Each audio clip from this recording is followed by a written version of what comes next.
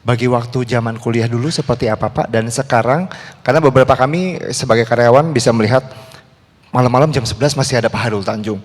Besok jam 12 masih ada Pak Hairul Tanjung juga. Bagi waktunya semasa kuliah dan sekarang sebagai pengusaha bagaimana Pak? Ya, soal waktu, saya ini memang waktu muda, ya, relatif lebih senang tinggalnya tidak di rumah. Kenapa? Ya, susah juga kan kalau tinggal di rumah karena kita berdesak-desakan, berjejal gitu. Jadi satu, lebih senang tinggal di rumah teman karena pasti lebih enak tidurnya, lebih enak makannya, lebih semua segala macam, ya. Ya. Yang kedua, saya suka tinggal di kampus juga. Biasanya tinggal di perpustakaan, tidur, walaupun nggak boleh sebenarnya. Ya, perpustakaan kenapa? Kan pakai AC. Ya, zaman itu kan AC kan barang apa eksklusif. Tidur pakai AC. Gelarnya biasanya tuh kan banyak. Kampus tuh pusatnya spanduk. Ya. Jadi gelar spanduk, selimutnya spanduk, aman udah. Ya, gitu. Jadi paling enak lah gitu. Ya, mandi banyak kamar mandi. Jadi dan pasti kamar mandi di kampus lebih bagus dari kamar mandi saya di rumah kan. Jadi itu ini. Nah, soal bagi waktu, memang mumpung masih muda, ya, itu saya memang termasuk tipe yang bekerja keras. Contohnya, saya itu kalau mendekati masa ujian, itu belajarnya adalah dini hari. Gitu. Kenapa? Karena kalau pulang dari kampus misalnya jam 11, jam 12 malam itu kan sudah capek, penat sekali gitu loh ya, karena urusan organisasi, urusan kuliah, urusan semua segala macam, penat sekali. Jadi saya tidur. Saya bangun jam 3 pagi. Ya. Itu saya belajar. Terus sampai nanti mau ke kampus buat ujian.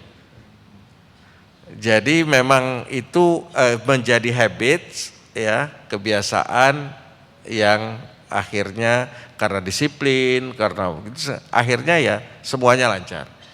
Nah, kebiasaan itu juga terbawa. Jadi ini untuk teman-teman semua ya. Tidak ada orang yang bisa sukses tanpa dia bekerja keras. Bohonglah. Karena kan Tuhan Maha Adil. Mungkin gak Tuhan akan memberikan rezeki lebih kepada orang yang bekerja lebih sedikit dibandingkan orang yang bekerja lebih banyak. Mungkin gak Tuhan memberikan ya rezeki ke orang yang bekerja lebih cerdas, ya itu lebih sedikit dari ya. Kalau itu terjadi maka Tuhan tidak adil. Sementara kita percaya Tuhan Maha Adil. Ya. Oleh karenanya saya berprinsip saya harus bekerja lebih banyak dari orang lain. Ya. Sekarang ini saya masih bekerja rata-rata 12 sampai 14 jam per hari. Dalam usia saya 52 mau 53 tahun. Ya. Zaman saya masih muda waktu mulai sampai itu saya bekerja sampai jam 2, jam 3 pagi, jam 8 pagi saya udah mulai lagi. Ya. Jadi saya bekerja itu 18 jam ya, satu hari. Ya. Thank you.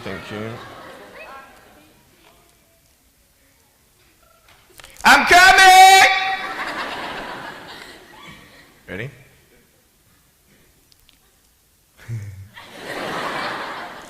Hey, is that cool? Awesome. I want to talk about like when I started, going to school and stuff, a lot of people put me down, you know what I mean? Like people tease each other. I mean, people come up and say, hey, you're fat, lose some weight. And you go home and you look at yourself in the mirror and go, I'm fat, right? And so many people tease each other. Oh, you're too short, you're too tall, you look whatever. Different hair and all that. It doesn't matter. See, the thing is, when you're in school, when you're growing up in life, it actually sort of matters to people how you look. And then it matters to you because it matters to others. Why? Why does it matter how you look? Because if they don't like you, then who will? If they don't accept you, then who will? And the fear that we have is that we're going to be alone, that we're not good enough. And we have to change ourselves. And so many people put me down and say, Nick, you look too weird and no one's really your friend and you can't do this and you can't do that. And I couldn't change anything. It's not like just fixing my hair one day and everything's fine. It's not like, just whatever. I couldn't change my circumstance. I couldn't just one day wake up and say, hey, give me arms and legs. I need arms and legs. You know what I mean? Like, I went to a bodybuilder, and said, can you make me some arms and legs? No joking. Bodybuilder, you get it? Right? So this is the thing. I go up to people, can you give me a hand? Just joking. But it was so hard because people put me down. And I started believing that I was not good enough. I started believing that I was a failure. That I'd never ever be somebody who people would like or people would accept. And it was so hard, man. I thought to myself, I can't go on the soccer field like everybody else, and I can't ride my bike, and I can't skateboard, and all these sort of things. And I started getting depressed. I thought, what kind of purpose do I have to live? I mean, are you just here to live to die? I mean, is there not a purpose for me? Is there not a purpose in life? And I had questions and no answers. And I asked my mum and dad, why did this happen? I asked doctors, why did this happen? And they don't know. There are some things in life that are out of your control that you can't change and you got to live with. The choice that we have, though, is either to give up or keep on going. I want to ask you, what are you going to believe? Are you going to believe in yourself? Are you going to believe everybody else's judgment on you? Are you going to believe people when they say that you're a failure? When no one really likes you, no one really cares about you. And it's not really to say that, hey, you need someone to come up and say, hey, really, I like you, I care about you. No, it's not that, but it's the fact that people put you down. People don't even look you in the eye. People ask you how you are, and you say fine, but you're not fine, and they'll never know that. I tell you, life is interesting. Life's a journey. See this phone here? Let's say that I want to go to the phone, right? And I start from over here. Now, to get to the phone, it's not like I'm going to start meditating and going hum, right? And float across the air, right? It's not going to work. It's not like I'm going to go hum and woo, it's not going to work. So I have to take one step at a time, one step at a time, one step at a time. You can only take one step at a time. I don't care how big your step is, it's only one step at a time. You can't do 2 steps in one. You understand? So it's like one step at a time. And you take steps in this direction, you take steps in that direction. Sort of get lost along the way, and sometimes you fall down. Now, to illustrate my point, I'm going to jump off the table, do a back twist, and land on the floor. Okay? Is that cool? Are you ready? Oh, there's a clock there? Okay, can you move the clock for a second, please? Beautiful, beautiful. All right. You ready? So, are you guys ready? Just let me know when you're ready.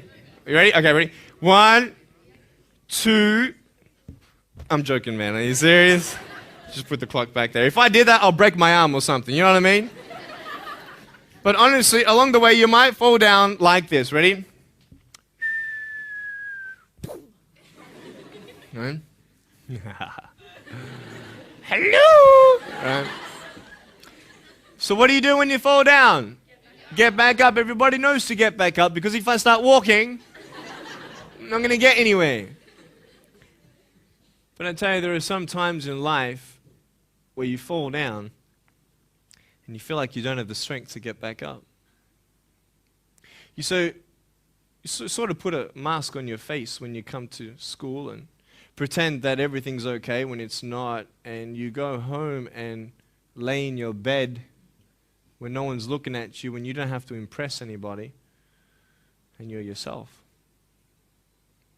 And fear comes in. You know the fear that you have as soon as you walk into the doors of your house. Maybe there's a broken home. Maybe you have doubt in your life. Maybe you don't know for sure what's going to be happening in the future, and it scares you. Maybe you're worried about what people think of you, what people say about you. Just that fear paralyzes you. And I just want to ask you today, do you think you have hope? Because I tell you, I'm down here, face down, and I have no arms, no legs. It should be impossible for me to get back up. I mean, you go home and tie the legs and arms of your brothers and sisters and like push them down and see how long it's going to take them to get back up. You know what I mean? You know, you can tell them that you'll see them tomorrow. You know what I mean? But this is the thing. It should be impossible for me to get back up, but it's not. You see, I will try 100 times to get up, and if I fail 100 times, if I fail and I give up, do you think that I'm ever going to get up? No. But if I fail, I try again and again and again. For as long as I try, there's always that chance of getting up. Does that make sense? And it's not the end until you've given up. And just the fact that you're here should persuade you that you have another chance to get back up. There's still hope.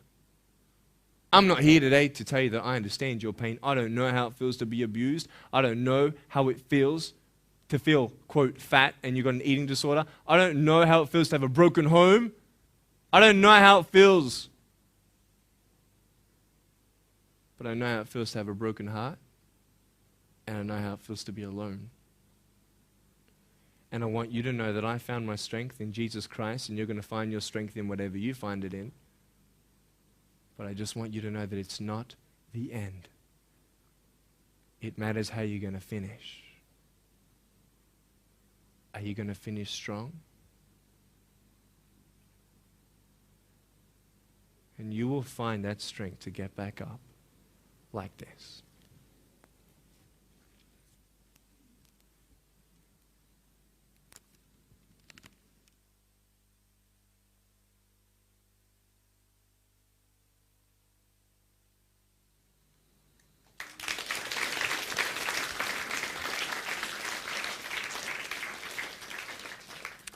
How did I get from depressed to who I am today? Because I tell you, I was depressed. When I was age 8, I used to concentrate on the things I didn't have. I wish I had arms and legs, and I wish I could do this, but what can I do? You see, I have a choice, and that's what I want to talk about today, choices. I can either be angry for not having arms and legs or be thankful for my chicken drumstick. And you see, I can still do a lot of things. At home, I can brush my teeth, comb my hair, get myself ready in the morning. And I'm traveling around the world. It's amazing. But I had to ask myself a couple questions. And the first question was really, who am I? Who am I? I'm Nick Vujicic, but who is that? And it's funny how the friends around you sort of determine who you are. You change yourself. You come to school. And everybody swore around me at high school, so I started swearing. Why? Because it's the cool thing to do. Everybody swears. So I don't want to be left out. And I want to be accepted, so I started swearing. You go to a party, everybody's drinking, so you drink. Why? Well, everybody else around me is doing a big deal. And you start losing yourself, and you start putting your security in temporary things.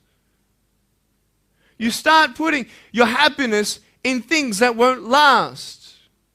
You can get drunk all you like, but in the morning, you're going to be sober with a headache with the same problems.